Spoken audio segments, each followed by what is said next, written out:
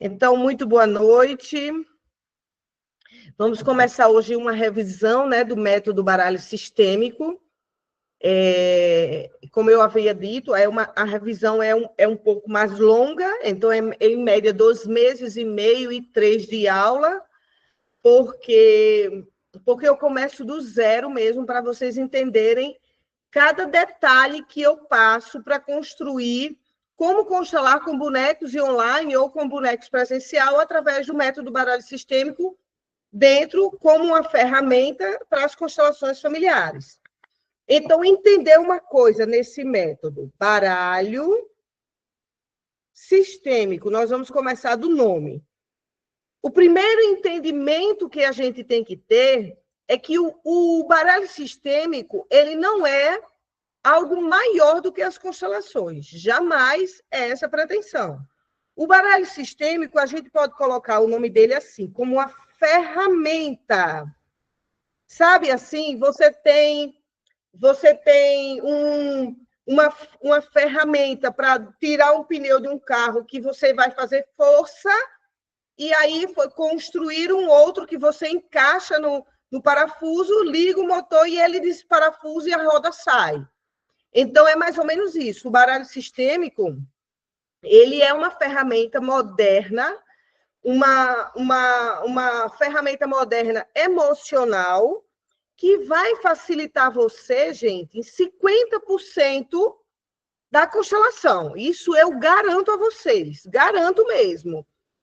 Ou, né, traz o dinheiro de volta, como diz as promoções, né?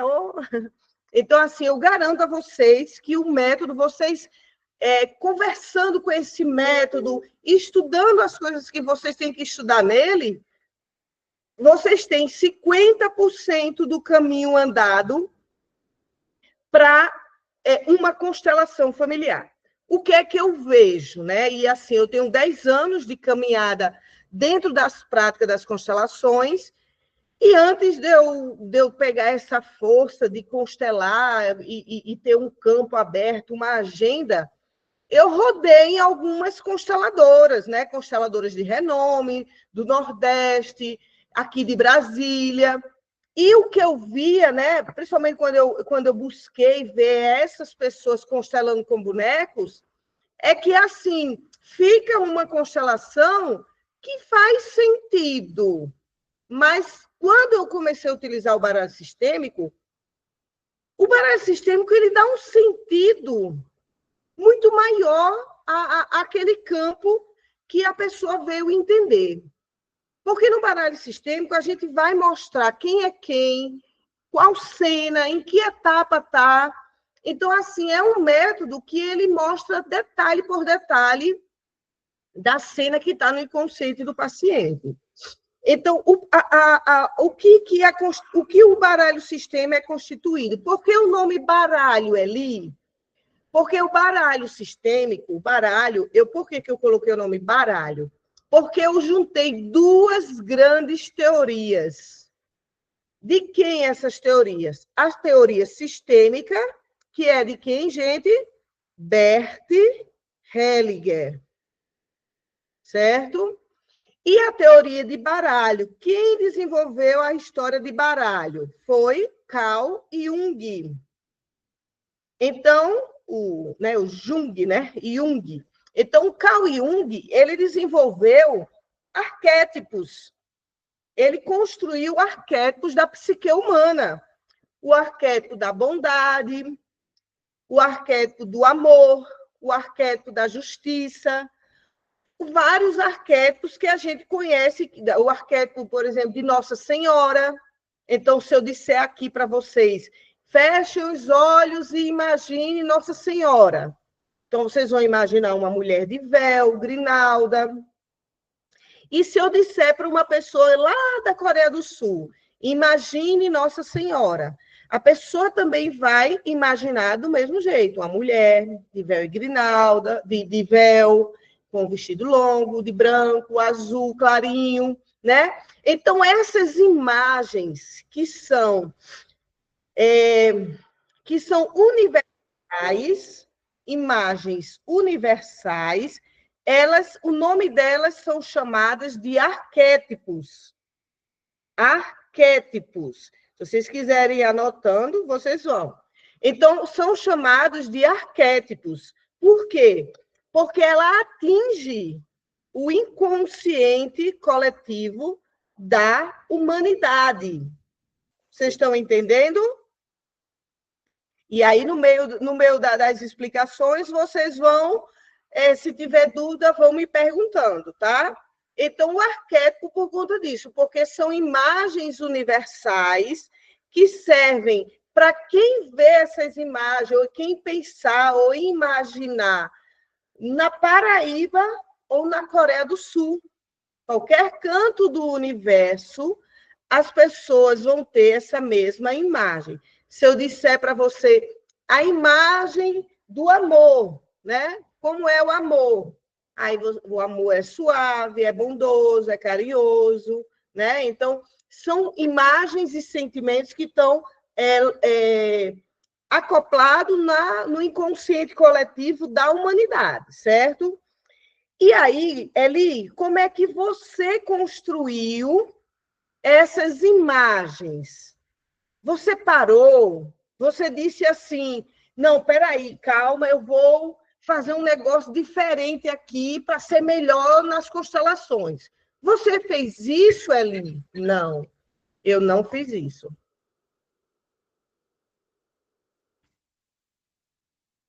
Até 5 anos atrás, eu só tinha uma coisa, ganhar dinheiro. Porque eu precisava sustentar minha família. Então, essa minha necessidade, e isso a parte humana de Elisângela, essa minha necessidade me fez dizer, onde me chamarem para trabalhar, eu vou, porque eu preciso de dinheiro. Não era ambição, era necessidade. E aí começou. Chegar um paciente, chegar outro, chegar outro, chegar outro, chegar outro, chegar outro, chegar outro. E quando foi chegando muita gente, eu não percebi, e eu já tinha uma forma de constelar única que ninguém, que eu olhava para outros consteladores, eles não constelavam assim. Então, eu já fui em constelação que o constelador disse, do nada, disse, isso aqui é seu tio. A pessoa, meu tio, é. Diga assim para o seu tio, tio, eu libero você. A pessoa, tio, eu libero você. Entendeu? E aí depois a pessoa diz, mas o que será que era meu tio? Não estou entendendo. Então, eu fui construindo uma estrutura de método aonde não foi uma coisa que eu parei, foi uma coisa, humanamente falando, eu digo que foi o quê? Uma necessidade de manter minha família. E espiritualmente, não é religião, mas é espiritualmente, o meu espírito, já que todos nós somos espirituais, meu espírito recebeu uma mensagem. Ele entrou num campo consciencial que eu não estava me dando conta. Até que em 2020, na pandemia, uma aluna minha, daqui de Brasília, chegou para mim, né? Todo mundo dentro das suas casas, porque era época de pandemia, e aí uma aluna minha falou assim, Elisângela, isso eu já fazia constelação com esses bonecos online, com uma forma que eu não sabia o que era, mas eu sabia fazer. E aí essa aluna me disse assim, Eli, você não poderia me vender o que você faz, não?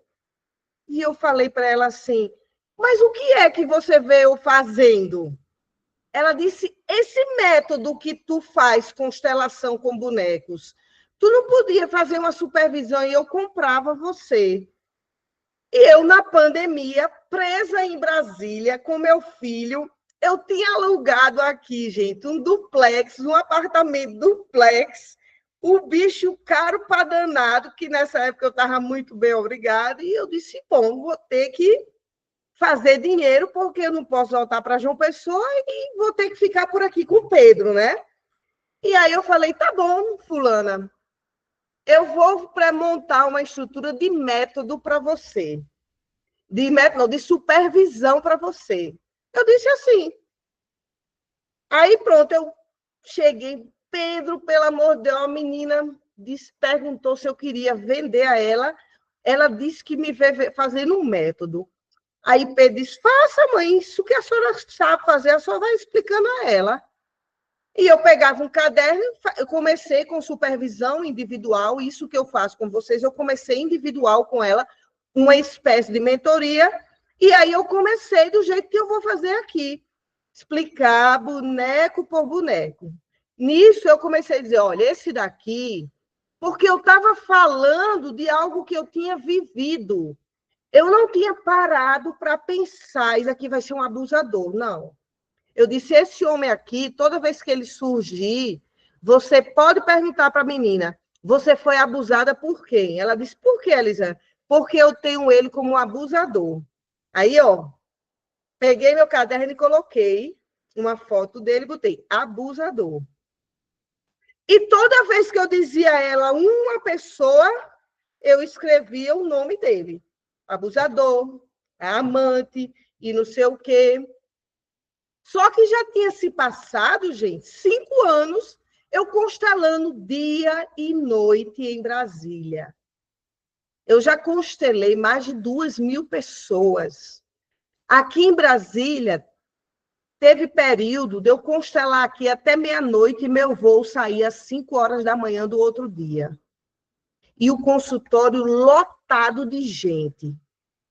Uma pessoa indicava a outra, né? Então, eu comecei a passar para essa moça tudo o que eu fazia e eu botei um preço alto, porque eu disse, olha, se ela está vendo de longe um negócio bom, esse negócio tem valor. E aí eu meti um preço alto, que a constelação era a coisa mais rara, quem soubesse constelar. Isso eu só estou falando coisa só de 10 anos atrás, viu, gente? Hoje, em cada esquina tem um constelador, mesmo que não seja bom, mas tem, né? Então, o mercado mudou. Então, quando se passou 6 meses, eu com essa supervisão com essa moça, depois eu parei assim, eu falei, rapaz, isso é um método. E essa menina disse que eu tinha feito um método, e aí, quando foi na formação presencial, uma moça que é especialista em Jung, uma aluna, eu estou contando aqui para vocês o real, para vocês entenderem como eu entrei no campo consciencial do universo. Então, uma das minhas alunas, já na segunda turma, toda vez que eu ia dar aula, era uma turma presencial, ia dar aula, a menina trazia um caderno e, olha, tudo que eu falava, ela respirava a mulher. Eu fazia assim, ela anotava. Eu dizia, que danado, essa menina tanto anota.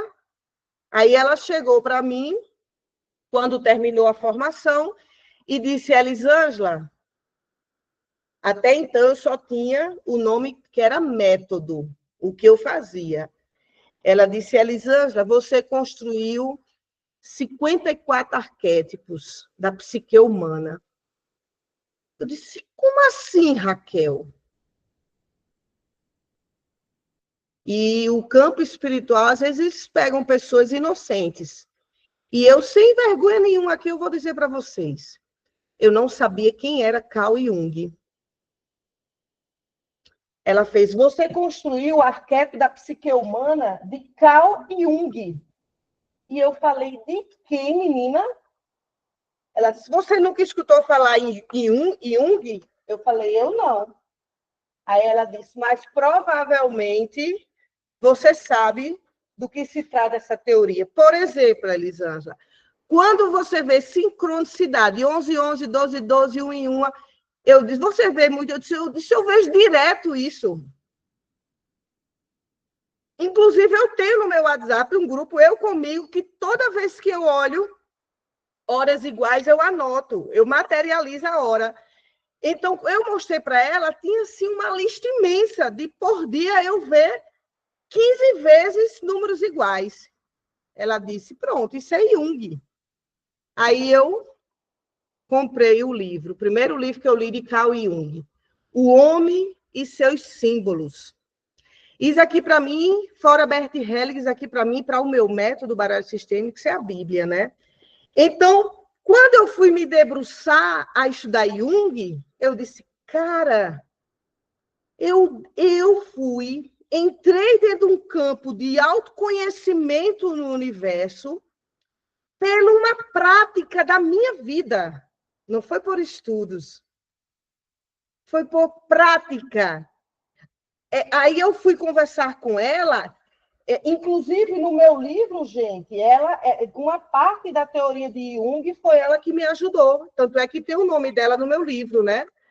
Então, quando eu fui entender, o que é que aconteceu? Eu simplesmente, pela quantidade de pessoas, vale-se dizer consciências, porque pessoas é consciência, que chegaram até a mim, a repetição de fenômenos que ocorreram formou um arquétipo. Me fiz ser entendida? Então, vamos dizer aqui com esse grupo. A Helena, a Luciana, a Isabel, a Nelma, a Givaneira, a Priscila e a Rani me procuraram, dando exemplo, e constelaram uma questão sobre abuso, seja físico ou emocional, e todas vocês, sem vocês se conhecerem no universo, todas puxaram essa carta. E aí, a minha própria consciência fez assim, esse homem é o abusador. Porque eu lembro que Helena, Luciana, Isabel, Nelma, Gil, Priscila, Rani, nas situações individuais da vida dela, quando elas foram abusadas, ela puxaram esse homem. E aí, nesse campo prático da vida, foi um campo prático da vida, do qual eu fui capturando vários arquétipos. Então, hoje, aí quando eu descobri isso, eu disse assim, bom, já que a primeira pessoa me disse que eu tinha feito um método, né? E aí eu peguei, se eu fiz um método sobre os arquétipos, então o nome é o quê? Que mais de Jung faz? Baralho. Então, baralho cigano, tudo que vocês vão fazer de baralho, de abrir aquelas cartas, aqueles são baralhos da teoria do Jung.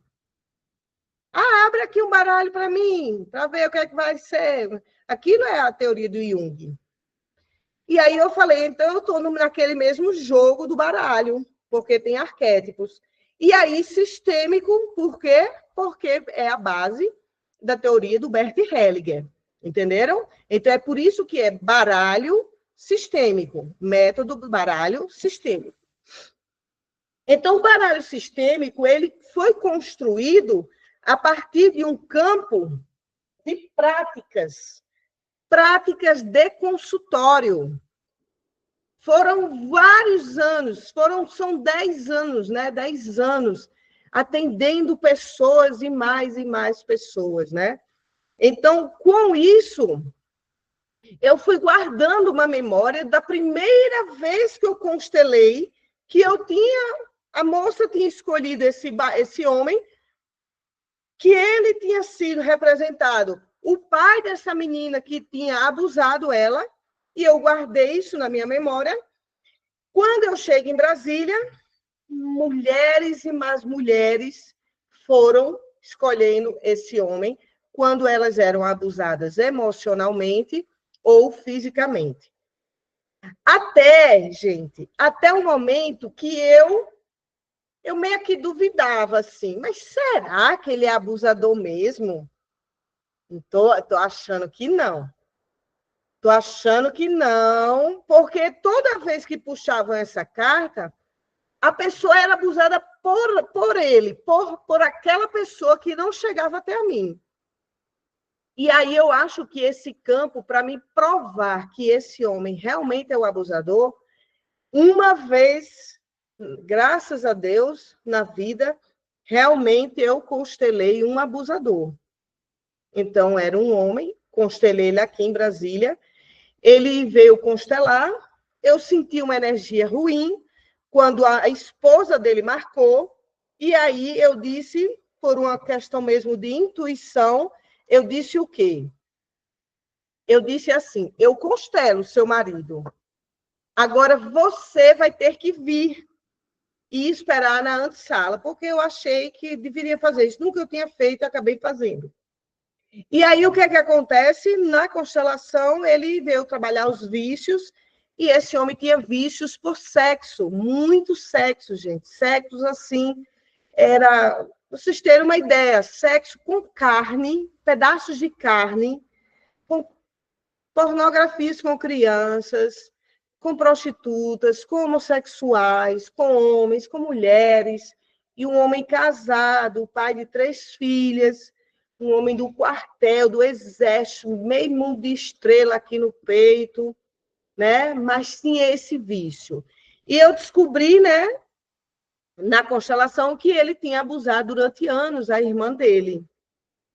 Então, assim, foi uma constelação extremamente difícil, porque eu cheguei, inclusive, a vomitar na constelação, porque eu gosto muito de fazer, quando vocês me conhecerem, algumas pessoas aqui não me conhecem presencial, mas na minha constelação em grupo, eu gosto muito de fazer assim, começo com os bonecos e jogo para a pessoa, volto para o boneco, eu meio gosto de brincar com esse campo, sabe? E dá super certo.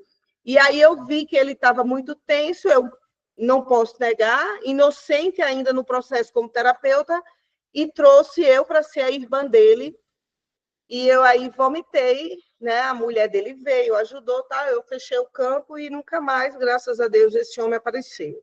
Mas eu sinto que ali foi porque eu duvidei de que ele poderia realmente ser essa carta, o abusador. Eu meio que estava assim, será que esse negócio do nada, o que eu construí foi um método? Mas como eu vou construir isso? Por que eu?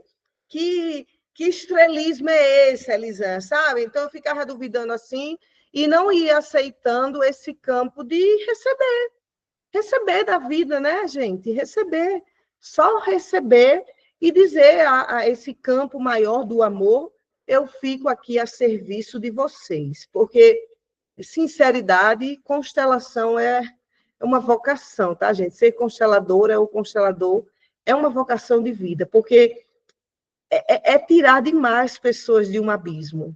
É muito bonito isso. Não por mim apenas, como terapeuta, mas pelas pessoas que confiam e que me estendem a mão, né? Então, a missão, assim, grandiosa. Então, o baralho sistêmico, ele se torna arquétipo por conta disso. Por quê? Porque aí as coisas foram se ampliando para mim. Eu formei uma turma na Inglaterra, 100% online. E eu já tive vários feedbacks das minhas ex-alunas da Inglaterra dizendo, Eli, e eu tenho um campo muito grande na Inglaterra de pacientes, constelo tanto brasileiros quanto ingleses, né? E aí muitas alunas minhas lá dizendo, Eli, o baralho sistêmico funciona aqui do mesmo jeito. E aí começou-se a abrir um campo para eu provar para mim mesma que esse baralho sistêmico funcionava. Comecei constelagem na Coreia do Sul, Inglaterra, Alemanha, Portugal, Japão, Itália, Suíça, Suécia, sabe? E começou, Estados Unidos, né? Então começou a disparar muita gente e funcionava do mesmo jeito. Então, até chegar uma vez que eu constelei uma moça, fiz um seminário online, e essa moça era da Espanha, eu fiz com um grupo que eu tenho lá da Inglaterra, e essa moça, ela disse, olha, Elisângela, eu venho constelar aqui, era em grupo e online, porque eu tenho dificuldades de que os homens fiquem. Eu não tenho dificuldade de atrair. Eles me olham, me acham interessante, a gente paquera, vai ficando, só que quando é para assumir mesmo, eles não ficam. E aí eu disse, traga uma carta que represente você e uma carta que represente essa dificuldade dos homens ficarem, né, lhe assumirem. Aí eu estou procurando aqui a carta para mostrar para vocês. Ela trouxe 2 cartas apenas. 2. Ela trouxe essa carta aqui para representar ela e essa daqui para representar a dificuldade dos homens ficarem. E ela colocou ela aqui e a carta aqui.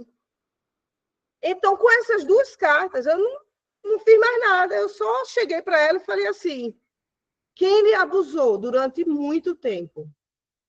E ela começou a chorar, chorar. Eu cantei para ela. Eu gosto muito de cantar nas constelações. E aí ela disse: o meu pai. Meu pai me abusou por anos, da minha infância à minha juventude. Tanto é que eu vim embora para a Europa para poder fugir disso. Então, quem ela estava? Emaranhada com o pai. Né? Ela já estava aqui, numa linha do tempo, ela estava bem, porque ela já estava andando, o pai dela estava atrás, mas o que é que estava nela? A memória da dor.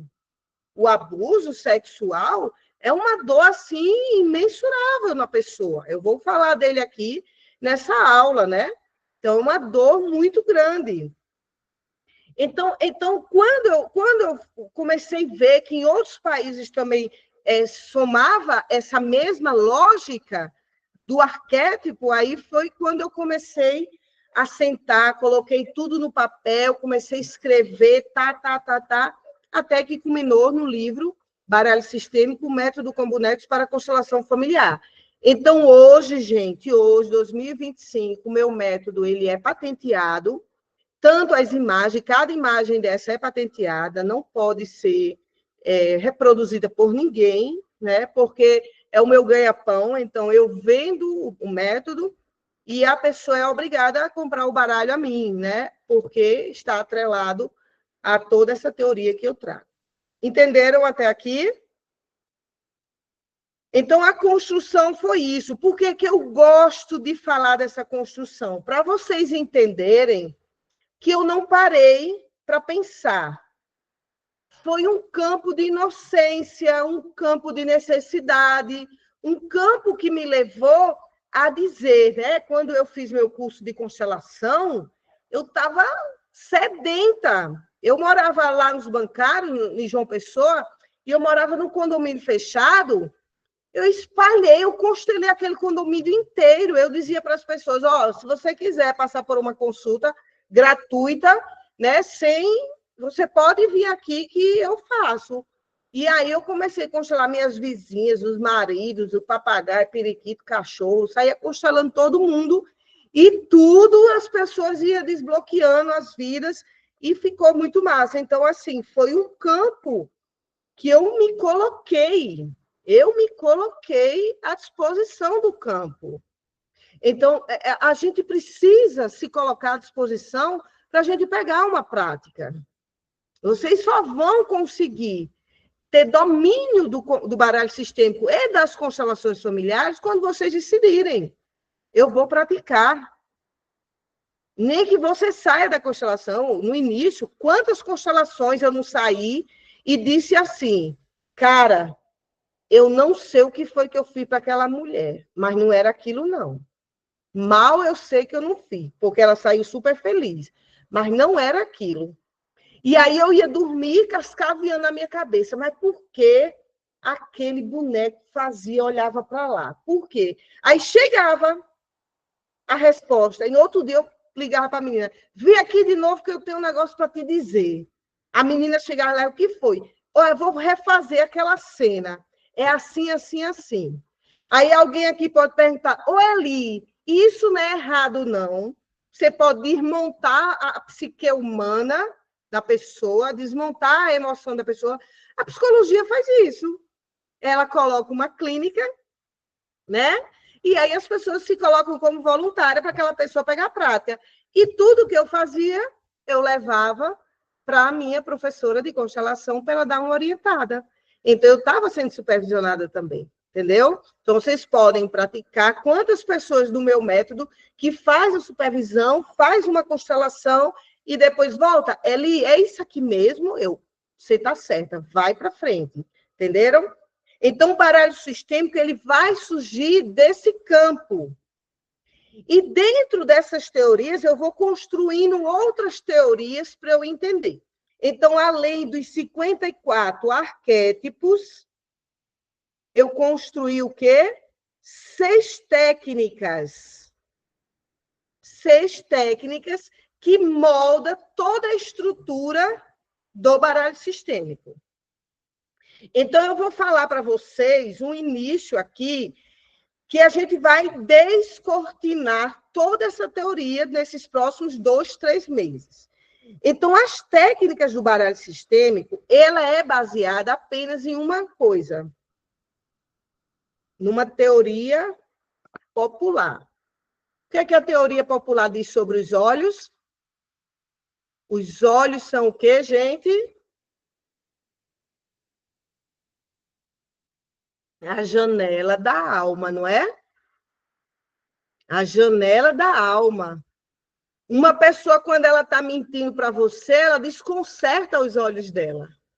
Ela faz, não, é porque eu queria te dizer, não, é porque é assim, deixa eu te dizer, aí fecha. Olha, aí você pode fazer desse jeito, mas também se você não quiser, ó, aí ela tira a conexão. Você faz do jeito que você quiser. E eu sempre fui muito fofoqueira. Eu gostei muito de saber da vida do povo, né? E eu falei assim, quando eu comecei a constelar, que eu constelei mesmo com Playmobil, eu falei, menina, esses Playmobil nem fala comigo. Esses Playmobil nem olham, não sei nem para onde eles estão olhando. E quando eu comprei, na verdade, esse kit, essas imagens agora são minhas. As imagens do início, eu comprava esse baralho a uma italiana, e era outras imagens e tal, e esses fenômenos que eu capturei no baralho são meus, por isso que está patenteado. Aí eu conversei com essa mulher, levei ela na minha casa, mostrei tudo mais, né? Ela disse, não, realmente eu não construí isso é seu, e aí a gente assinou um papel lá, e ficou realmente para mim, né? Porque realmente ela viu que não era dela. E aí foi quando eu mandei uma pessoa desenhar esses bonecos, e agora é por isso que são meus. Então, os olhares desses bonecos é o caminho das minhas técnicas. O caminho. Então, por isso que o nome das técnicas é como? Olhar para o lado, olhar para frente, olhar para baixo, olhares cruzados, olhares opostos. Por quê? Porque os olhos são a janela da alma. E na hora que a gente pergunta, aquele campo que está aberto da memória sistêmica familiar do paciente no psicodrama da constelação, os olhares dos bonecos, através do método baralho sistêmico, os olhares dos bonecos vão fazendo o quê? Vão dando direção para a gente aonde a força da alma da família está indo. Então, a partir de agora que vocês olharem os bonecos do método baralho sistêmico, vocês vão perguntar, a primeira coisa que vocês olham para eles, vão dizer, para onde a alma dessa família está indo? Entenderam? Então, o baralho sistêmico ele é composto de 54 arquétipos e 6 técnicas. Nós vamos passar baralho por baralho, ou seja, carta por carta, e vamos passar pelas 6 técnicas para vocês entenderem. Depois que tiverem toda a teoriazinha na cabeça de vocês, nós vamos fazer simulações de cenas para vocês aprenderem a ler o campo do baralho. Porque, gente, é muito fácil. É surreal de fácil. É claro que, às vezes, vocês me vê abrindo um campo, ali, como é que tu chega tão rápido? Natural, não tenho nada extra, é apenas o quê? Tempo de prática das constelações dentro do método baralho sistêmico. Então, pronto. Então, uma vez que eu passei esse campo para vocês, que daqui para frente a gente vai estudar tudo isso detalhado, eu entro agora com uma teoria que é o seguinte: quais são as teorias compostas dentro do baralho sistêmico? Anotem aí. Psicodrama. Eu vou mandar 5 videoaulas para vocês. Eu não sei se eu já mandei para as novatas. 5 videoaulas falando tudo isso. E vou mandar para as antigas, como Gil, Rani, Lu, para vocês reverem. Então, a primeira teoria, psicodrama. A segunda teoria, fenomenologia. É muito presente no baralho sistêmico. Outra teoria, as leis do amor, de Bert Helling, né? Claro, que seria a primeira mesmo. Outra, os campos morfogenéticos do Sheldrake. Outra teoria que eu uso, deixa eu ver. Recebeu não, Helena? Tá certo, eu vou mandar, nem se preocupe. Então, psicodrama, fenomenologia, as constelações familiares, os campos morfogenéticos, a musicoterapia é apenas uma amplitude que eu faço, tá, gente? Mas ela não necessariamente é do método baralho sistêmico, certo? Então, a gente vai rodar por essas 4 teorias aí para vocês poderem entender tudo isso, tá? Então, dentro dessa teoria, sim, aí eu poderia também botar numa outra teoria, que é a física quântica, né? A física quântica está muito presente, não só no baralho sistêmico, como nas constelações, né? Isso não é mais novidade. Então, hoje, especialmente, eu vou trazer uma teoria para vocês, é uma teoria... Eu peguei um pouco disso, depois de eu ter construído, dentro da física quântica, no livro de Amit Goswami, que é esse livro aqui. Eu peço a vocês que, se vocês tiverem condições de comprar, comprem Psicologia Quântica e a Ciência da Felicidade. Então, depois eu posso mandar a foto para vocês. Esses 2 livros aqui é muito importante para vocês entenderem o método baralho sistêmico. São livros que estão acoplados à teoria, que vocês vão ver a complexidade do baralho sistêmico e das próprias constelações familiares, né? Então, eu tinha construído essa teoria, e aí aqui é sinceridade, eu sou a sinceríssima. E eu não sabia que isso era uma teoria, né? Eu tenho essa, me permitam dizer, essa capacidade, uma inteligência emocional de capturar as coisas que estão no vácuo quântico. Eu tenho essa capacidade. E aí, durante muitos anos, desde que eu comecei, que eu dizia, menina, as cenas dentro dos seres humanos é formado pelas percepções. Eu dizia para mim, em todo canto onde eu ia. E aí, depois que a Raquel foi me falar de várias coisas, aí foi quando eu vim conhecer, há alguns anos atrás, o Amit Goswami, fiz um curso com ele e tal. E aí eu vim entender, nesse livro especificamente, eu me gostei da psicologia quântica, esse nome, eu disse, eu vou comprar. E quando eu li o livro, está lá uma parte da minha teoria. Eu falei, cara, isso é muito incrível, né? Porque, assim, realmente eu nunca tinha estudado e capturei tudo isso. E aí, o que é que acontece, gente? O que é que eu digo? Esse primeiro momento é de extrema importância para vocês entenderem toda a lógica do baralho sistêmico.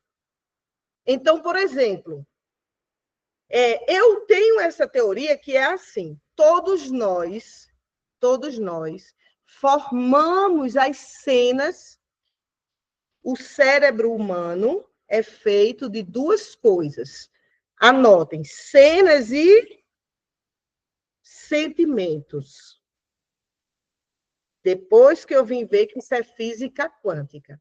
Então, eu quero trazer o método de uma forma simples, para quando vocês misturarem todas as teorias, elas ficarem uma complexidade dentro de vocês, e vocês, show de bola quando abrir uma constelação de uma pessoa. Eu quero que vocês se tornem inesquecíveis para as pacientes de vocês. Me perdoe a modéstia, mas eu tenho pacientes que na hora que eles trocam o número do celular deles, eles mandam uma mensagem para mim. Eli, coloca esse novo número aí que meu número mudou. Entendeu?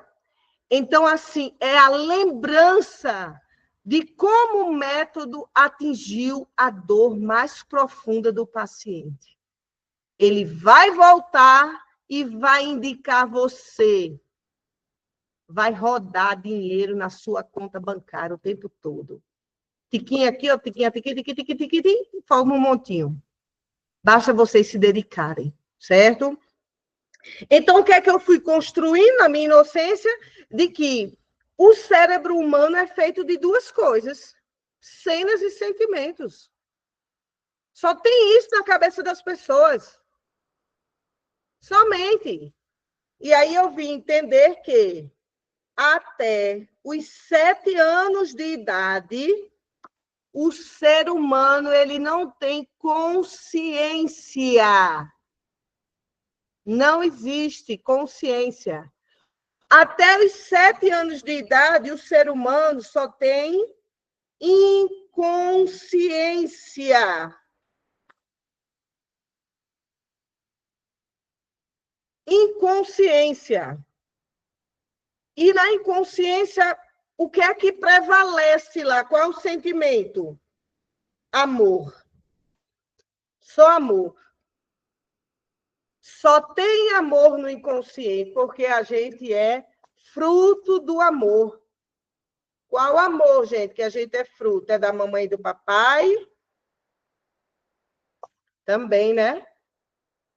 Mas qual o verdadeiro amor que a gente é fruto? Do amor de Deus, né? Do amor de Deus. Então, até os 7 anos, a criança é só inconsciência. E aí, o que é que acontece? As percepções dela é que vai fazer ela, a criança, aprender e apreender o mundo. Quem é mamãe, quem é papai, uma garrafa, a vaquinha. A mamãe fica assim, filhinha, que a vaquinha, bebê. Diga, vaquinha, né? Então, a criança escuta, olha com os olhos e depois está lá, balbujando. Vaquinha. Então, quando eu comecei a construir essa teoria, eu comecei a observar algumas situações que a gente tem na família e imaginar algumas questões, né? Então, por exemplo, se a gente precisa das nossas percepções para a gente entender o que é a vida e o que é o mundo, entender o que é mamãe, o que é papai, vovó, vovô, né? Então, acontece como? É aquele velho exemplo do Joãozinho que eu digo a todo mundo. O Joãozinho tem 5 anos de idade, então ele está lá comendo a sopinha dele. Ontem mesmo eu dei esse exemplo. Está lá comendo a sopinha dele e o papai dele entra, dá um chute na porta porque ele já vem alcoolizado. O Joãozinho tem um susto, ele contrai o sentimento dele de medo, e aí ele não tem coragem de levantar a cabecinha e olhar o que foi que aconteceu. Mas ele tem os ouvidos para escutar as coisas. E daí ele vai, com o sentimento de medo contraído, o pai passa rápido por trás dele, vai lá no quarto e bate na mãe, grita na mãe, briga e vai, empurra tal. E aí, daqui a pouco, a mãe consegue botar esse homem para fora, ele volta e a mãe fecha a porta e vai para o quarto chorar. E o Joãozinho não teve coragem de levantar os olhos para ver o que estava acontecendo. Mas os ouvidos capturaram tudo. Então, quando o sentimento contraiu de medo, que o som construiu aqui no cérebro uma nuvenzinha, ele escreve com a caneta da vida um conceito. Ele diz: o papai é ruim e a mamãe é frágil. Dentro dessa estrutura, ele constrói a imagem, já que o cérebro aí, a criança tem uma ludicidade, né? Então ela é lúdica. Ele constrói essa imagem de que o papai é ruim e a mamãe é boa, está sofrendo. E aí ele pega essa cena, se a cena é muito dolorida, ele joga para o inconsciente. Se é uma cena que dá para ele olhar e aí construir alguma outra coisa para não ficar muito pesado, ele deixa na consciência. Então, como é que a gente vai aprender a vida?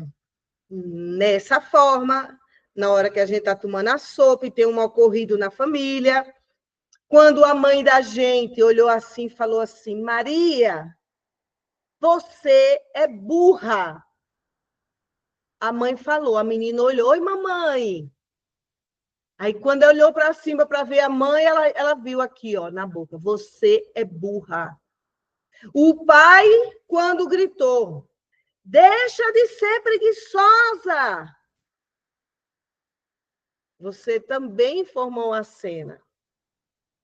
E qual é a dor que é construída, que envolve todas as percepções que mais dói dentro da gente? Abusos sexuais ou abuso emocional, porque não é porque o abuso emocional ele entra e a vibração da palavra ela é capturada por todo o nossa pele, né? Nós temos 5 sentidos, né? Ouvido, olhos, nariz, o paladar e a pele, que é o tato, né?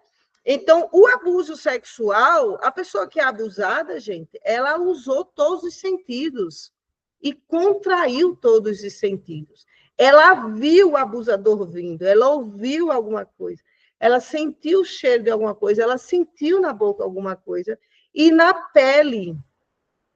Então, é por isso que o abuso sexual, toda pessoa que é abusada, depois ela constrói um caminho psíquico dela abusar também. Por quê? Porque é o alto grau de defesa do ser humano. Ele abusa primeiro para depois, para nunca mais ser abusado. Então, a pessoa se torna uma abusadora, agressiva. Toda pessoa que foi abusada, ela vai se transformar nisso. Ela se torna agressiva, rígida, para quê? Para não sofrer nunca mais aquilo, até ela compreender que em algum momento já se tem segurança para não precisar reproduzir aquele comportamento do abusador. Então, o cérebro humano ele vai ser construído dentro dessa estrutura de cenas e sentimentos. E aí eu englobei, né, eu englobei aí a teoria das constelações. Então, na hora que o Joãozinho constrói o balãozinho dizendo que o papai é ruim e a mamãe é boa, ele, ao mesmo tempo, ele pega a caneta da vida e ele escreve o que eu chamo de promessa. Promessa. E aí ele vai dizer, né? Mamãe, fique calmo que eu vou defender você do papai. Então, ele vai dizer isso.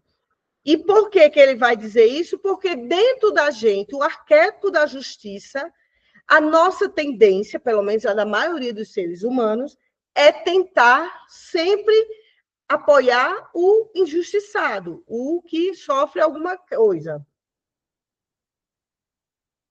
Então, o filho, quando ele vê que a mãe ele tá sofrendo porque o pai fez alguma coisa, automaticamente ele vai ficar defendendo essa mãe desse movimento, né, dessa dor. E aí esse filho cresce com essa promessa e ele vai fazer como com essa promessa? Ele joga para o inconsciente. E quem é que rege o ser humano? Quem é que direciona? É o inconsciente, são as emoções. O nosso racional, ele é muito pouco, a porcentagem, vamos dizer aí, 10% da gente, né? Os 90% que a gente tem é regido pelas nossas emoções. Então, eu mesma já recebi em consultório diplomatas daqui de Brasília com certificados, títulos, assim, que eu acho que 2 encarnações que eu ficar aqui, ainda vai ser pouca. E o cara totalmente destruído emocionalmente, né? Dominado pela mãe, pela mulher, e assim vai, né? Então, ele cresce naquela capacidade de inteligência, mas a inteligência emocional fica lá igual o salário, né? Então, é esse caminho. Certo, gente? Então, o que é que acontece, gente, dentro desse movimento das cenas? Quando eu construí essa teoria, eu disse o seguinte: se dentro da gente só tem cenas e sentimentos, olha mesmo, na hora que a pessoa disser assim, ó, Maria, escolha aqui uma carta que representa você. Olha essa teoria, captem isso. Quando ela estiver fazendo isso, ó, uma por uma, isso daqui, é por isso que eu tenho paciência da paciente olhar. Isso é um processo hipnótico. Por quê? Aqui é o quê? É uma cena, isso aqui é uma imagem, né? Não é uma imagem? Quando ela olhar essa imagem, se lá no inconsciente dela tiver, vamos pegar a primeira imagem, se lá no inconsciente dela tiver a dor do abuso, já que aqui é um arquétipo do abuso, essa menina vai olhar e vai dizer, não gostei dessa imagem. E o que é que contém com esse jogo, esse pequeno jogo aí? Eu não gostei dessa imagem. Gostei é o quê, gente? Sentimento, não é? Imagem é o quê? Cena. Então, ao olhar imagem por imagem do baralho sistêmico, você está fazendo um processo hipnótico com o teu paciente para tirar do inconsciente dele a cena e o sentimento de dor. Entenderam? Eu quero que vocês me falem, eu quero escutar. Eu entendi, Eli. Me digam aí. Estou entendendo. Entendeu, Helena? Estou entendendo. A profundidade que olhar boneco por boneco não é assim não é qualquer fazer, não é do nada, que tem uma teoria por trás. Então é por isso que no baralho sistêmico é assim, ó, rápido, porque eu misturo arquétipo mais a teoria de cenas e sentimentos no cérebro humano. E o cérebro humano, anotem, o cérebro humano, ele é atemporal.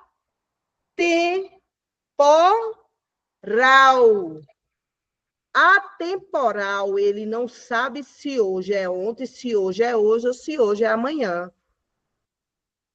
Quem é que diz para o seu cérebro que hoje é hoje, hoje é amanhã? Como é que a gente diz? As nossas emoções do que nossa boca fala. A boca fala, qual é o ditado sobre isso? A boca fala do que o coração está o quê? Cheio. Então, se você está, não, eu não vou dar conta disso, porque eu não sei entender o método, porque eu não sei constelar, porque quando eu me separei, meu marido estava na cama com a minha amiga, e o lençol que ele estava lá tinha sido o lençol que eu tinha comprado em Dubai, e porque minha mãe, nananã, nananã, nananã, nananã. Quanto mais você fala e detalha a cena, já que o cérebro é feito só de cenas e sentimentos, como é que é o nome disso na física quântica? Eletromagnético. A cena e o sentimento que atrai. Então, na hora que eu passo o dia dizendo, porque meu pai me abandonou, nunca pagou pensão, aí saio aqui, abro a porta, minha vizinha está lá, Elisângela, eu estou com tanta raiva do meu pai. Ah, você também? Ah, minha filha, meu pai também me abandonou. Aí vou na padaria, a mulher diz, menina, olha, meu pai é um traste. Oxe, o meu também. Aí volto e encontro com o mecânico. Vim agora porque o meu pai me chamou, quando eu cheguei lá não era nada. Ah, meu filho, meu pai fazia isso comigo. Por que eu atraí todas essas pessoas com a mesma questão? Porque o meu cérebro, que é eletromagnético, pensamentos e sentimentos, jogou para o universo que eu tô lá. Lá. Lá! Quando meu pai disse que não ia pagar a pensão, que eu escutei essa história da minha mãe. Então, o meu cérebro diz, não manda, não manda, não manda nada para ela, porque ela está lá, há 20, 30, 50 anos atrás. Então, a gente, quando você mostra, gente não, quando você mostra para o seu paciente isso daqui, o paciente já chega cheio de dor e cracalado perto de você no consultório. Aí você, escolha aqui qual é o seu tema. Por que a constelação trabalha com temas? Porque a gente diz assim para o universo, eu quero entender por que minha mãe me abandonou. É só uma coisa que o universo vai te responder, de uma em uma. Né? Acho que é porque ele tem muita gente, né? Deve ser. Aí, quando diz, qual é o seu tema? Ah, eu quero entender por que eu só atraio um com o que é ruim. Aí você vai dizer, escolha uma carta que represente você e uma carta que represente o tema que você me trouxe desse padrão de homens ruins. Então, ela é a autoimagem que ela tem dentro dela. Se ela se vê como amante, porque ela sabe que ela atua como amante, ela vai trazer isso aqui. Porque isso daqui está vibrando dentro dela, eletromagnética, o tempo todo. Ela se traz como amante. Se ela se vê como a menina que ficou calada e não conseguiu dizer as coisas para a família, ela vai trazer essa. Porque quando ela olha, aqui tem um arquétipo. Mas ali, como é que aqui dentro tem um arquétipo? Como é que eu entro? Foi essa construção de 10 anos, minha filha. Quando eu começar a falar de como foi construído cada arquétipo, vocês vão ficar assim, passadas. Esse arquétipo aqui foi construído de uma mãe que perdeu a filha, tentando salvar ela, que a menina tinha se engasgado com uma coisa. Eu vivi essa constelação. Eu vivi. E aí, depois, eu desenhei e está aqui, todo mundo. Hoje mesmo, eu fiz uma constelação que uma pessoa trouxe essa moça aqui como a irmã, e eu falei assim, sua irmã tem algum problema na garganta, ela vai ter algum problema na garganta. Ela disse, minha irmã teve um câncer na garganta. Se curou, mas teve. Mas o arquétipo está onde? Está aqui. Porque o arquétipo é universal. Na hora que uma pessoa vem constelar comigo, o campo quântico da memória sistêmica familiar dela está aberto. É invisível, mas está aberto. Existe. Você que se forma como consteladora, você vai ter que confiar no invisível. Invisível. Entenderam? Então, é por isso que você vai ter que ter a paciência de mostrar carta por carta. Porque você trabalha com o quê? Com as cenas e os sentimentos que estão dentro do inconsciente e na consciência do seu paciente. Cada imagem que você mostra, ela é capturada pelos olhos do seu paciente. Os olhos levam essa imagem lá para o inconsciente, que é o campo maior. Se lá no inconsciente tiver uma imagem de alguém que trabalha na área da saúde, ele vai trazer. É por isso que esse baralho, até agora, não errou. O nome é errar mesmo. Não falhou. A pessoa que traz essa pessoa é da saúde. Não, ela não é da saúde, ela trabalha com biomedicina, da estética. E é na área da saúde estética. Entenderam? Então, vocês têm que ter a paciência para mostrar baralho por baralho e pacientemente, devagar mesmo, por conta disso. Porque você quer o quê ali? Extrair, a palavra é esta, extrair do inconsciente do seu paciente a dor exata dele. Exata. A dor da cena e do sentimento que está fervendo no inconsciente dele. Fervendo. É por isso que o baralho sistêmico ele é um método que vai fazer você chegar na cena exata, com precisão, dizer detalhes do que aquela pessoa era, sem nunca ter visto a pessoa.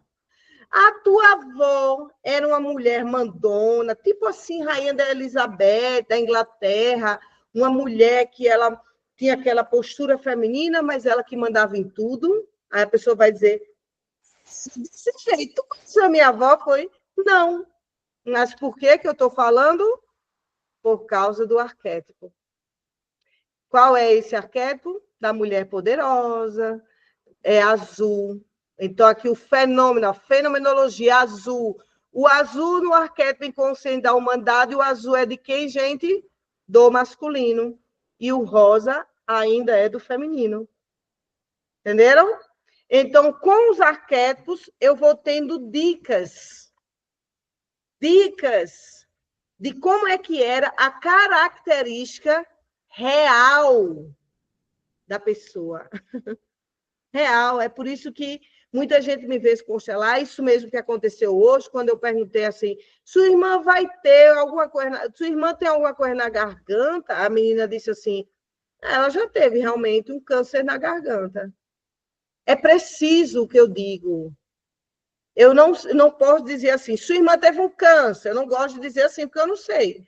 O que é que eu digo? Já que ela trouxe a carta da irmã, a menina que tem um negócio na garganta, eu digo, ela está com o chakra laríngeo bloqueado, ela tem alguma coisa aqui, ou ela é uma pessoa que engasgou, engoliu demais e não falou, que estava sendo ruim.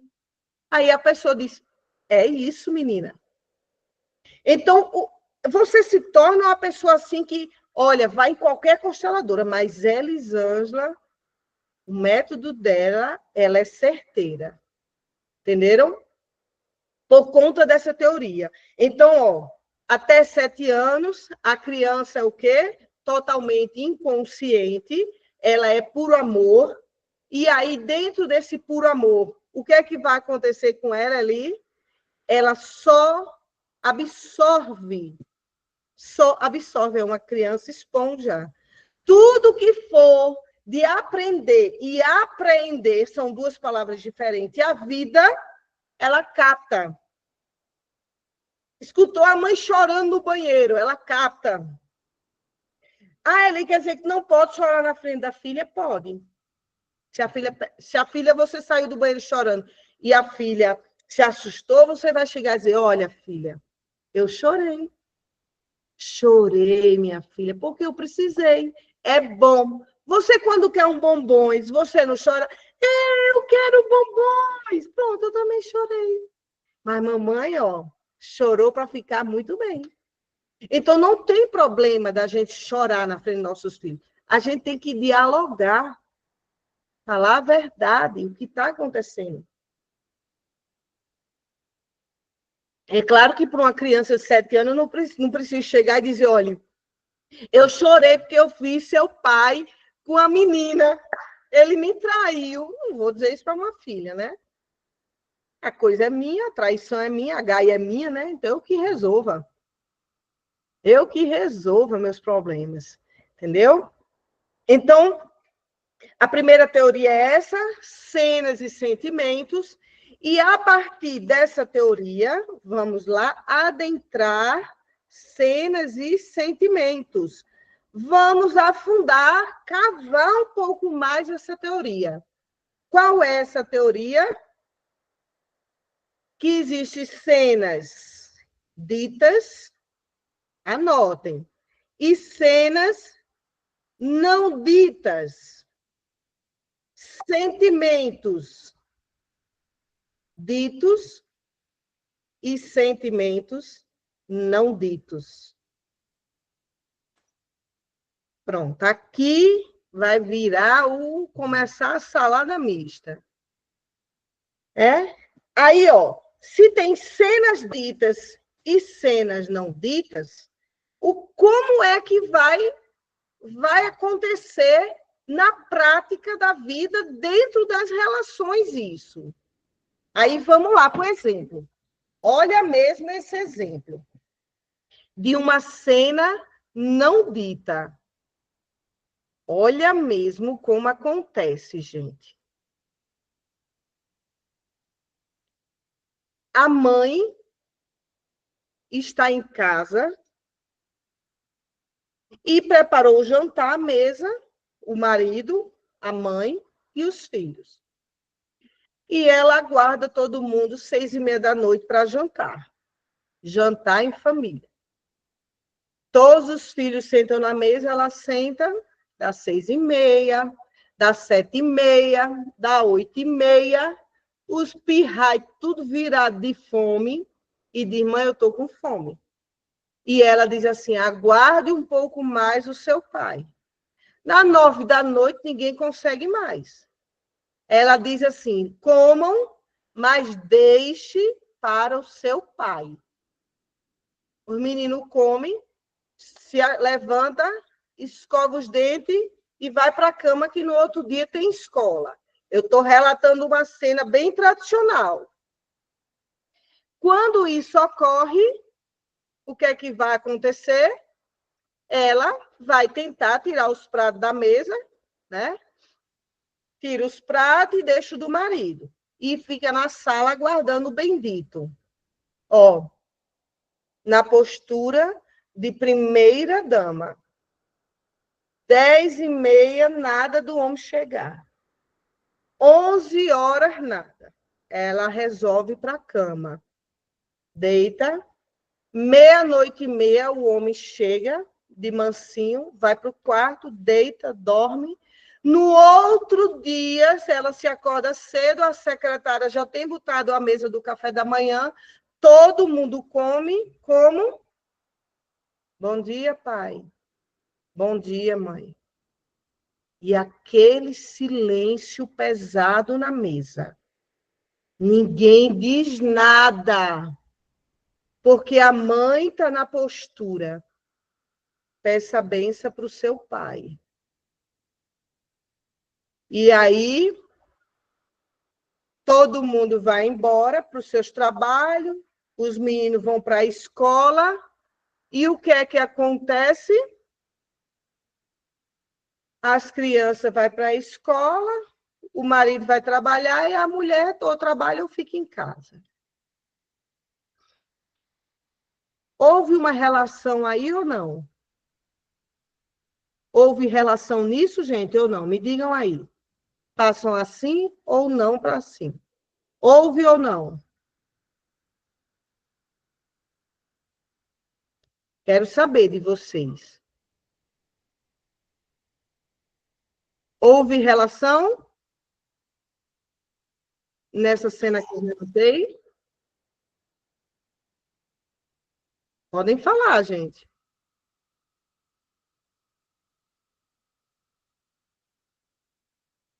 Vou aguardar vocês relatarem.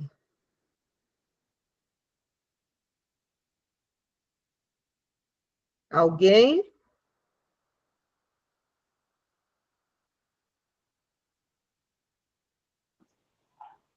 Estão com medo de errar, é? Ou vocês não estão me escutando? Anne, estou Acho entendendo. que essa opção aí, a primeira, professor. Estou entendendo esse silêncio. É a primeira vez que estão me escutando, é, menina? Houve relação ou não houve?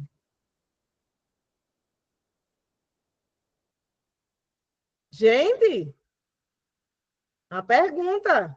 Diga aí, Rani.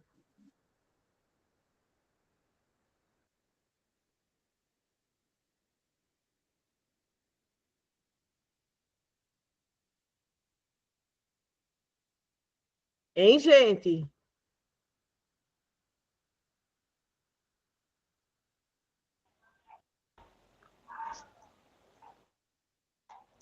Professora, a senhora está perguntando sobre se houve relação na constelação que a senhora estava fazendo. Fez, né? Nessa cena que eu relatei, vocês acham que essa família se relacionou ou não se relacionou?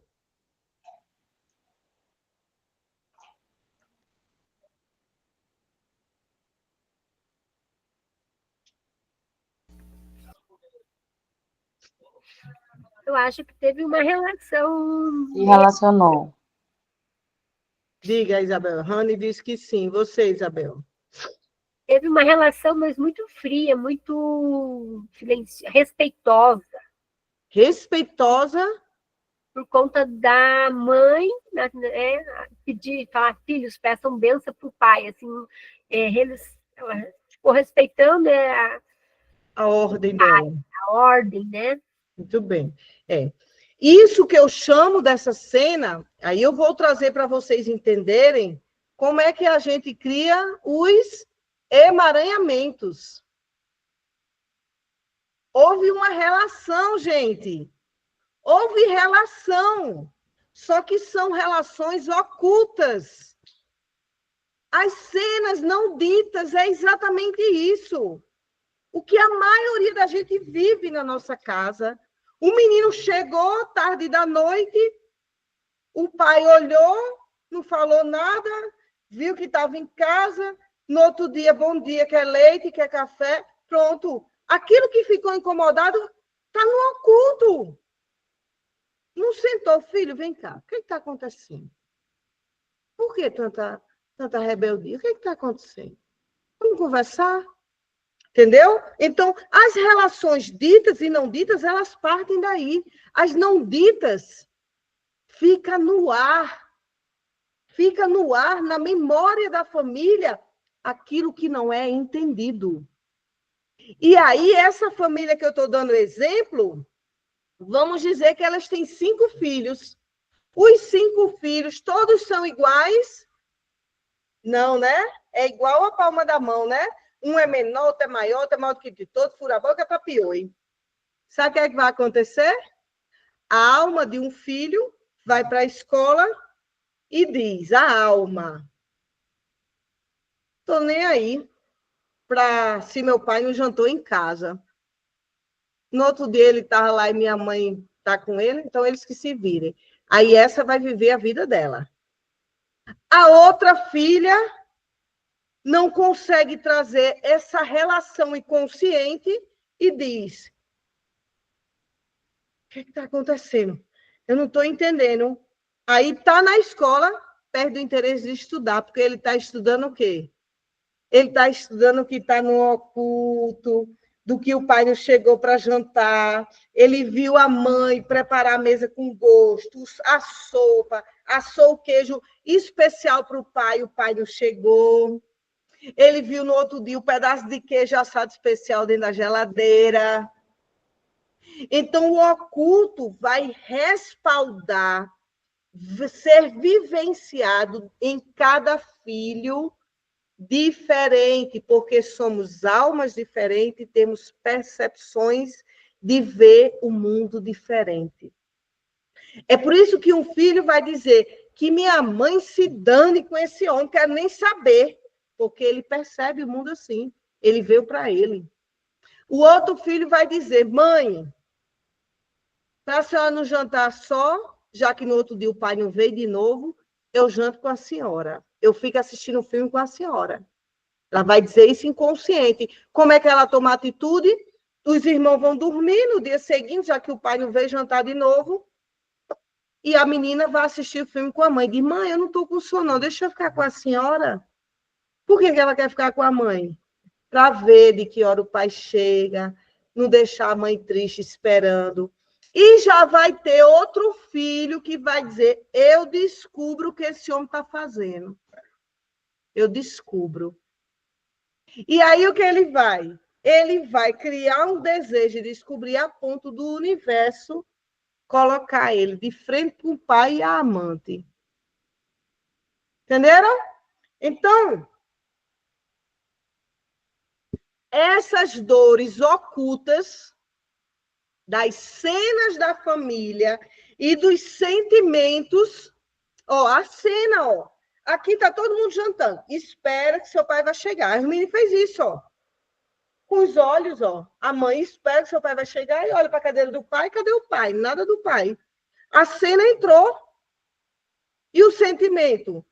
Aonde está meu pai? Entenderam?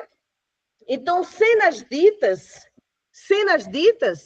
isso é o que eu chamo de cenas não ditas. Porque vai se construindo dúvidas dentro da família. Filhos, por exemplo, que são adotados, eles chegam com a cabeça cheia de cenas não ditas. Porque fica no ar. Quem é meu pai? Porque a mãe adotiva está dizendo, esse é meu filho, ninguém mais é mãe dele, só eu. E a alma sabe que isso é mentira. Porque na alma não há mentira, só há verdades lá. Tanto é que os olhos não conseguem falar uma coisa sem ele estar sendo a verdade. Entendeu? E as cenas ditas é mais fácil da gente desemaranhar do que as cenas não ditas. Porque as cenas não ditas, os filhos vão chegar até vocês como pacientes, vocês sabem como? Eles chegam, não, olha, minha mãe é boa, minha mãe é maravilhosa, meu pai também, meu pai, nossa, bancou a casa toda. Mas por que ele está falando isso? Porque a mãe está dando a ordem, respeita teu pai, ele bancou a casa, é meu marido, está o tempo todo assim, e no oculto, a mulher está sabendo que ele não veio jantar, por quê, gente? Porque ele está na casa da outra. E, por algum motivo, ela libera sem ela saber que está liberando. As cenas ditas, os pacientes é muito mais fácil da gente liberar. Por quê? Porque são construídos dentro deles um sentimento. Diga de que é? De raiva. É o filho que chega e diz, a minha mãe me chamou de burra. O meu pai me abandonou, nunca me assumiu. Minha mãe disse que eu era preguiçosa. Minha avó olhou para mim e disse, você não é minha neta. Então, as cenas ditas, as pessoas falaram, abriram suas bocas. A mãe disse, vá-se embora daqui, seu vagabundo. Então, quando a mãe disse isso para um filho, o filho cria um campo de raiva, que são os sentimentos secundários. Lá no meu YouTube, gente, do podcast Pode Ser, tem um vídeo ontem sobre os sentimentos secundários, os sentimentos de Bert Helling. Dá uma escutada lá, depois eu boto no Laboratório Sistêmico o vídeo, para vocês olharem. Então, o filho chega dentro de um sentimento secundário, de muita raiva, muito drama da mãe, e aí fica mais fácil você desemaranhar. Por quê? Porque ele tem as percepções treinadas com raiva. O ouvido dele está calejado de escutar que ele é preguiçoso, maconheiro, vagabundo. Aqui, ó, está calejado. É fácil de você dizer para o menino assim, então diga para sua mãe assim, fique longe. Obrigado pela vida, mas fique longe, mãe. Enquanto eu me reestruturo, vai ser melhor para nós dois.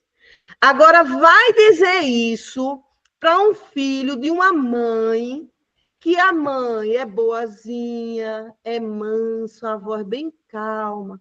O que, filho? O que você quer? Quer o cartão? Calma, eu vou pedir a seu pai. E aí a mãe vai para cá, vem para lá e dá um jeito de... Não conseguiu o cartão, mas conseguiu R$200 e deu para o menino. E essa mãe é boa. Aí, na hora que a mãe diz assim, ô filho, não saia, não fique comigo, o menino não sai. Essa mãe, ó, tá dando muito para o quê? Para, na hora que ela pediu, o filho vai ter que fazer o que ela quer. Porque ela é mansa, silenciosa, manipuladora, narcisista. Entenderam? Então, as cenas ditas são aquelas onde tem um sentimento secundário de raiva, mas é fácil da gente desemaranhar. As cenas não ditas, não. As pessoas estão sem saber entender o que está acontecendo na vida dela, porque na percepção dela tem, meu pai trouxe a feira, ela vê a feira, meu pai trocou o carro, ela, de alguma forma, o pai disse, fez um gesto de amor, mas tem uma relação tão oculta, a relação desse homem que trai essa mulher que trai esse homem, e os filhos não entendem por que a mãe não tomou atitude de não sair disso. E os sentimentos ditos e não ditos é desse mesmo jeito, né? O sentimento dito é aquele que uma mãe chega, né? E chega para os filhos e diz assim, né? Olha, filho, eu vou me separar do pai de vocês, porque não está dando mais certo. E foi assim mesmo.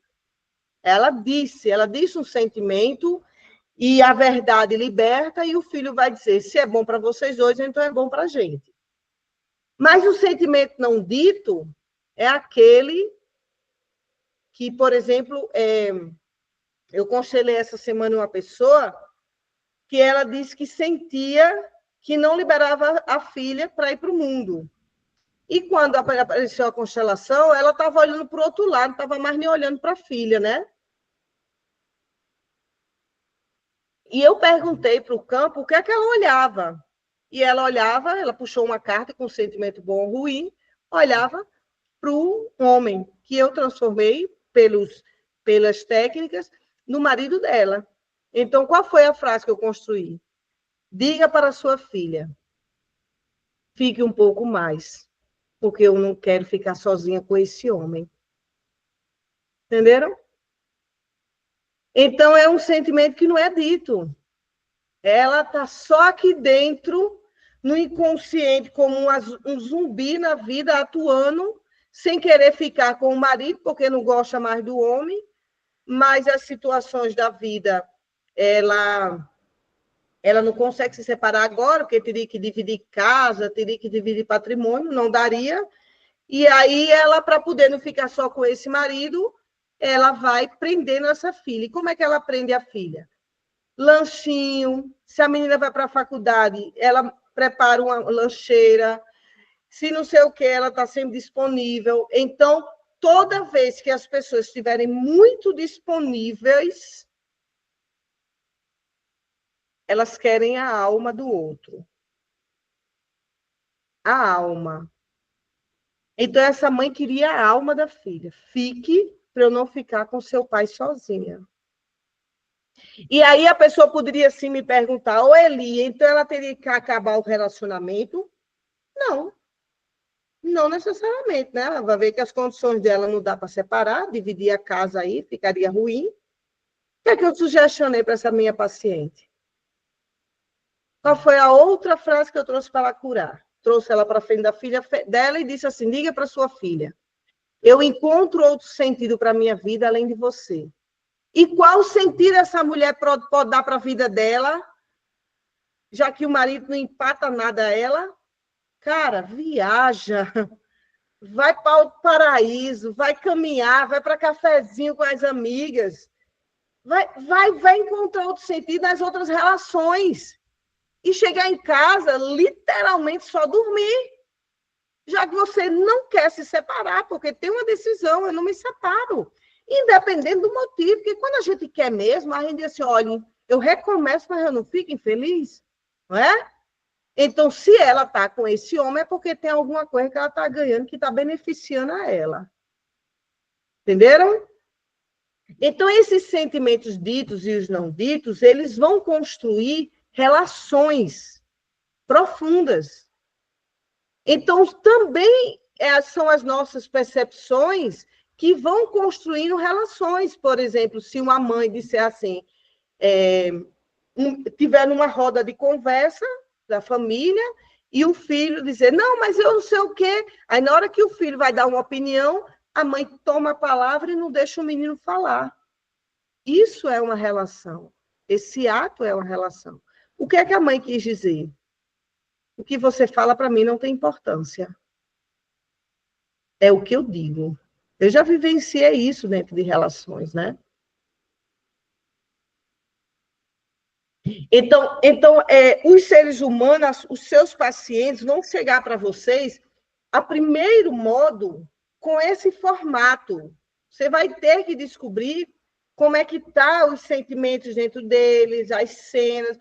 Você vai estar capturando cada detalhe dessa relação que eles vão vir, que eles tiveram e que eles têm a percepção da vida a partir do que eles viveram. Então, é por isso, gente, exatamente esse motivo, que quando uma pessoa chegar para você e dizer assim, né, até uma paciente ou amigo, ou qualquer pessoa da sua família, é porque meu marido me traiu e não sei o quê, não sei o quê, não sei o quê, e você, escuta, ou você faz a constelação e depois você libera.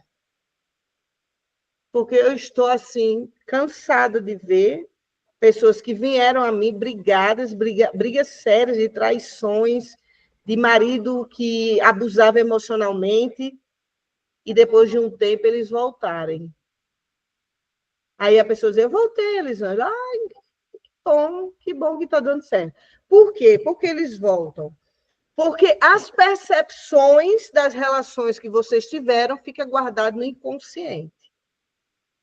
Como é que a gente tira essas dores para a consciência? Pelo movimento terapêutico de mover nossas emoções. Às vezes, uma dor não é o suficiente para a gente ter uma nova percepção de um modelo de vida. Então, às vezes, uma pessoa, vamos supor, uma mulher banca um homem. Aí o primeiro marido o trapaceou e pegou o carro dela e fugiu. Aí ela, ai, que raiva, porque ele fez isso. Vem constelar porque esse homem tirou um carro dela. Aí eu mostro. E aí ela arranja um segundo homem que faz pior. E por que isso acontece? Porque ainda está no inconsciente dela, impregnado, algumas cenas de controle, porque quem muito dá quer controlar. E ainda ela precisa sofrer um pouco mais o embate da dor para poder ela liberar esse controle. Entendeu? Então, é por isso que a gente tem que ter muita paciência e aguardar. Muitas vezes, eu aguardei pacientes ir para a vida, viver um pouco mais de dor, para depois chegar em mim calejada e eu curar de verdade ela. Entende? Então, assim, cada cena de uma constelação é uma casca de cebola que a gente tira, é o quê? É uma venda da percepção sobre aquela teoria da cena que entrou dentro dela e que doeu. Entenderam, gente?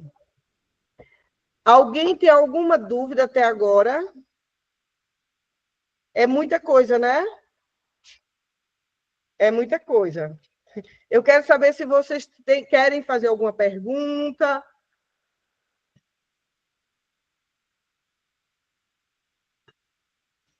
Não, professora. Não, né? Certo. Então, eu vou fazer assim, eu vou ficar por aqui. Vou postar esse vídeo lá na plataforma. Vou mandar também para vocês escutarem e escutando e anotando, porque eu trago muita teoria, mas se eu for dizer mesmo, hoje eu só falei da teoria das cenas e sentimentos. Então, se tiver um caderno que vocês estão fazendo, o caderno do baralho sistêmico, vai anotando isso daí, tá? Para vocês ir absorvendo, porque depois disso daqui, aí eu vou trazer outra teoria que eu construí, para a gente poder adentrar em cada arquétipo, eu contar para vocês as histórias de cada arquétipo, depois como eu construí cada técnica, para depois misturar tudo isso numa sessão de simulação de cena. Certo? Então, eu peço, por gentileza, vocês não faltem os próximos 2, 3 meses, porque é diferente. Eu sei que hoje a turma não falou muito. Vai fazer uma nova lista da constelação, para a constelação. De constelar, Helena? De constelar Igual teve junho, julho, você disponibilizou lá ou não? Não, eu não vou disponibilizar agora. Por quê? Porque são etapas. Aquela foi aquela etapa que eu disponibilizei. Agora é a etapa de revisão do método. Então, eu gasto 3 meses para revisar o método, entendeu? Porque vai englobar aí simulações de cena e tudo mais. Depois que passar a etapa de revisão, a gente vai entrar na etapa do curso de vocês constelarem e supervisionada por mim.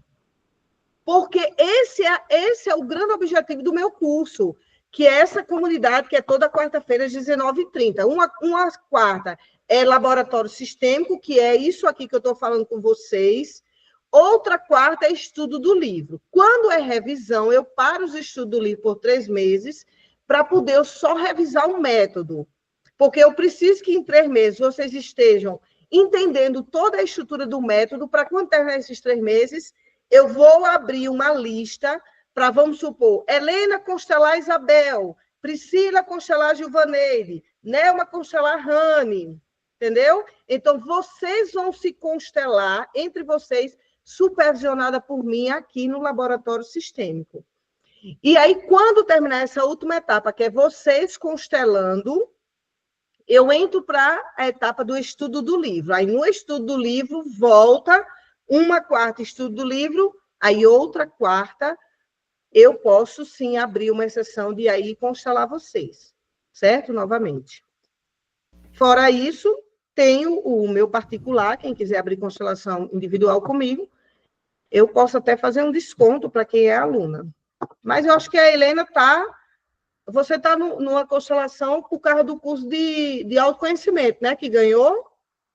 Pronto. Aí você já vai ser constelada lá. Certo? Do TCC, professora, seguindo aquelas orientações, a gente já pode ir escrevendo? Pode. Eu já coloquei lá a data que vão me entregar em dezembro. Daqui para dezembro eu quero finalizar toda a especialização. E aí é o tempo que eu vou pedindo ao diretor da universidade para fazer o seu certificado, e tudo dando certo, todo mundo me entregando. Em janeiro, a gente faz uma formaturazinha aqui online, e aí eu vou ver a possibilidade de mandar para o SEDEX, dentro de uma caixinha, um envelope de vocês, né? Para vocês terem o certificado de vocês de especialista em constelação familiar. Tranquilo, então. Obrigada, professora. De nada. Então, Luciana, Gil, Isabel, pronto, vai preparando o TCC lá da pós. Isso é uma pós, viu, gente? Que eu sou coordenadora, é a segunda pós. Por enquanto, não tem ainda data para uma terceira turma, mas com certeza vai ter. Com certeza.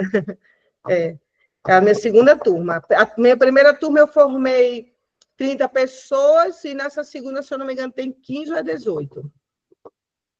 Certo? Inclusive, eu sou aluna da minha própria pós. Então, eu também estou fazendo, né? Eu quero esse certificado de especialista. Tá certo, gente? Então, ó, muito boa noite. Quando eu mandar um vídeo do meu canal do YouTube, por favor, gente, comenta lá, curte, porque é assim que o algoritmo ele vai entender, e você vai sempre receber uma notificação de um vídeo novo que eu postar. Certo? Um beijo e até quarta-feira que vem no Laboratório Sistêmico. Tchau, tchau. Tchau. Tchau, boa noite. Tchau. Tchau, boa noite.